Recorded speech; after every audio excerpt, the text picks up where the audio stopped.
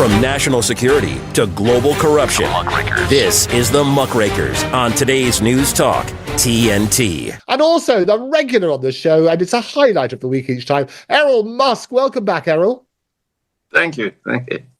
It's also good. I have to ask, because the exciting stuff at the moment, we've got this spacewalk underway. I've been following it here as well. Yes. On the thing. They literally, basically, as we speak, they've just gone out of the Dragon spacecraft, and it shows the full spacewalk is taking place. Mr. Isaacman can be seen as he begins carrying out the suit tests against the spectacular backdrop of the Earth. I don't know if you can see that, but you can follow that as well. Yes. It is quite incredible. Were you ever tempted yourself? Would you go and do it?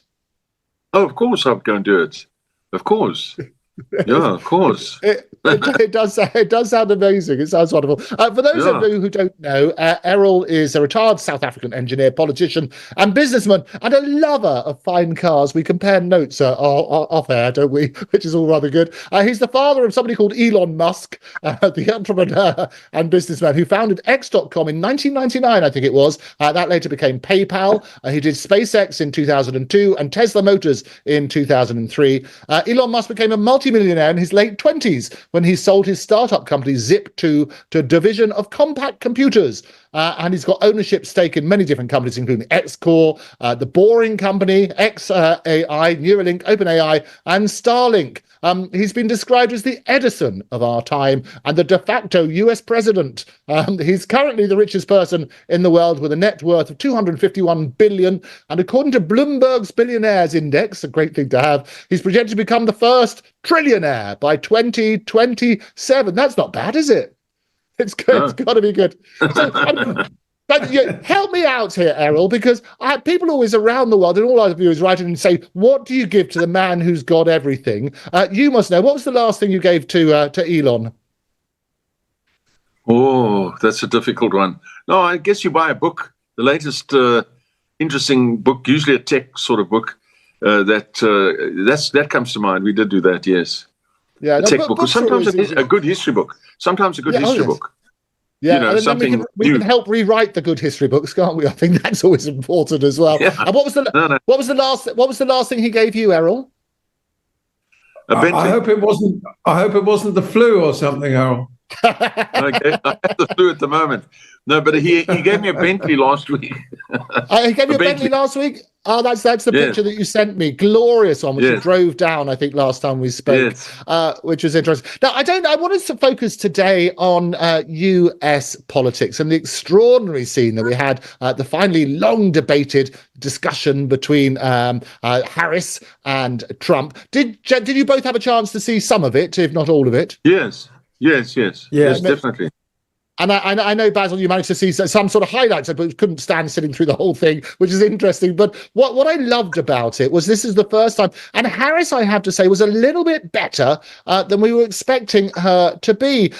Let's first of all have a look then, because there was a long time coming, this debate, and basically they engaged in their first presidential debate, focusing on topics such as the economy, trade policy, and abortion rights. What was interesting were the debate rules, and I don't know if you know much about this, but there were basically discussions about muting the microphones, whether they should be muted when it's not a candidate's turn to speak. And both basically Harris's and Trump's campaign, they had different conflicts. And you'd be surprised about this, because basically Harris's team advocated for live mics during the exchange, while Trump's team pushed for muted mics. And Trump's normal debating tactic is to speak over everybody, but he didn't in this particular one. The debate lasted 90 minutes with 2 commercial breaks, and they were anchored by 2 ABC anchors, David Muir and Lindsay Davis. There was no audience in the room. The other rules was there going to be no opening statements, and there was a 2-minute closing statement. There was a restriction on props, no pre-written notes, and no candidate-to-candidate questioning.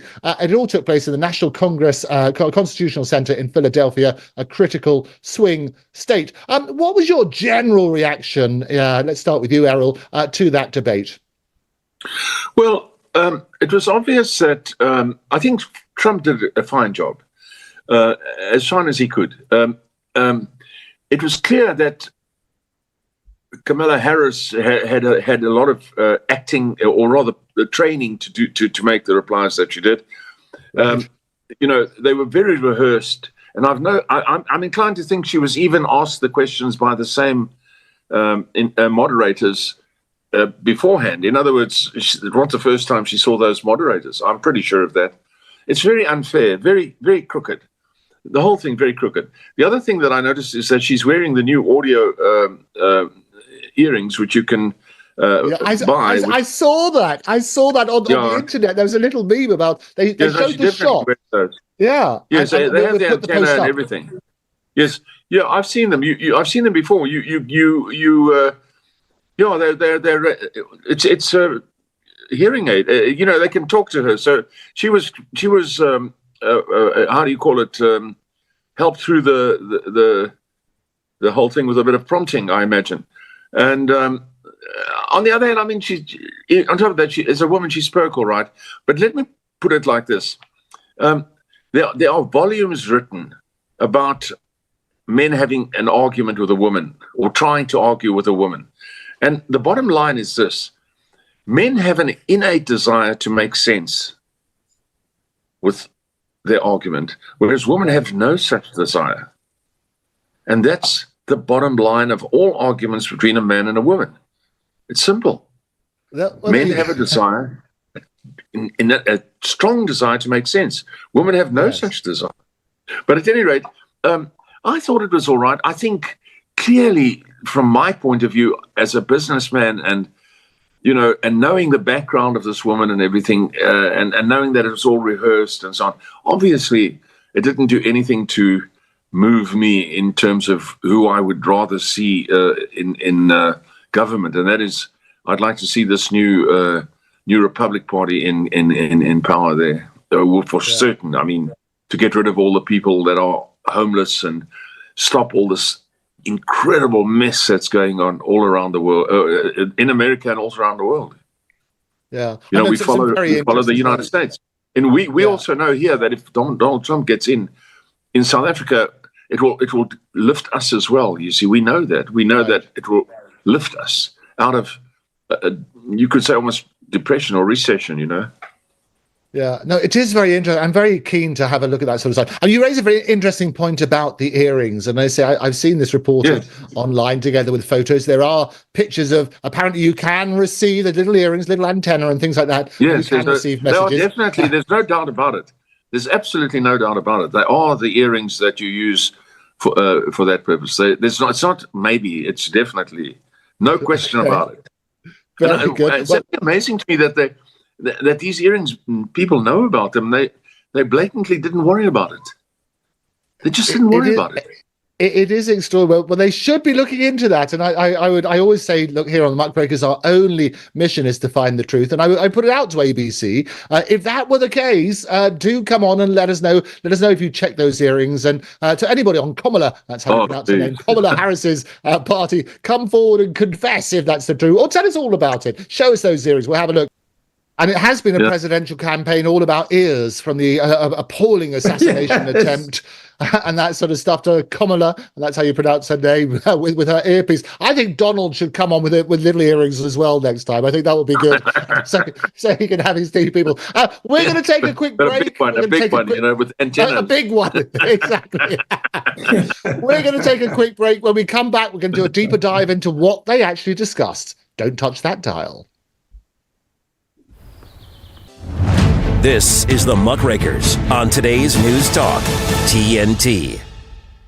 Well, a very warm welcome back to the Muckrakers with me, Andrew Eborn, joined by Basil Valentine and my new best mate, Errol Musk, over there, comparing all sorts of notes about cars and earrings and other things. I was mentioning just before the break, or actually Errol brought it up, about these earrings. There we go. Well, this is an ad for these. You can have a look at that. I think the gallery can pick them up.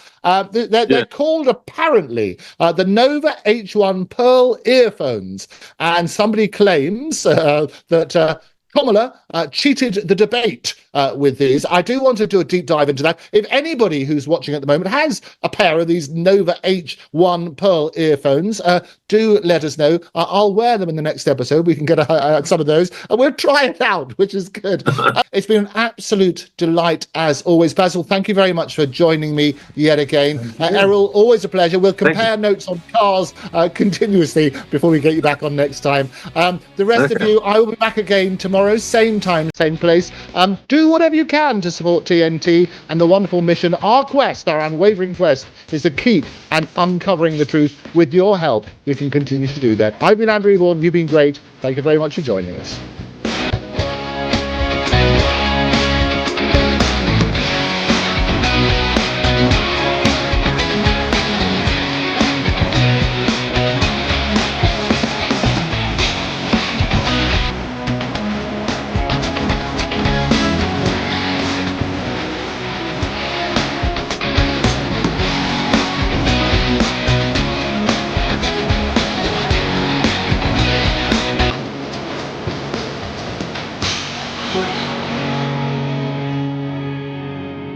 If you missed this hour, simply go to episodes at tntradio.live